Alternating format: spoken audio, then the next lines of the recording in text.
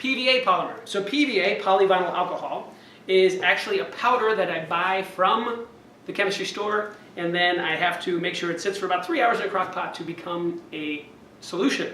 So after it's done, this solution stays a solution as PVA. So we have the PVA here, and we have 3 different colors. I have yellow, I have red, and I have blue.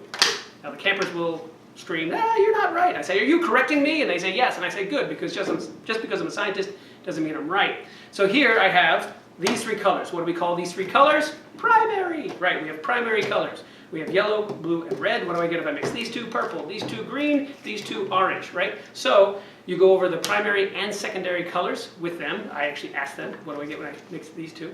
I'm just going quickly, so you can pause it. So here you have these. Now what happens is it goes in order, backwards. It goes P, C, B. So you go PVA, color, and borax. So you start with the PVA and you give them one of their 2-ounce cups, just like you did with the glue polymer, and you only fill the bottom just about a 1/4 of an ounce or 1/2 an ounce. Fill the bottom there like that. Then they get to choose their colors. Now you're at a camp with however many kids, you say, "What color do you want?" They all scream red, blue, yellow, and you can't understand a word they're saying. Feel free to let them do that.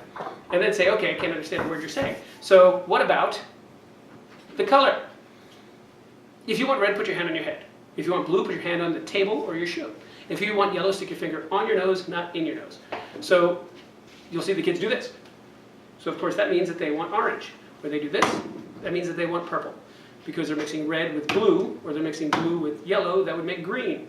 So depending on how they put their hands, and then you just go around and put very few drops in. Just go a couple drops, and then a very small drop of borax. You can always add more later if it's still runny after a good 5-6 minutes of mixing. So you go around, add a couple drops of borax.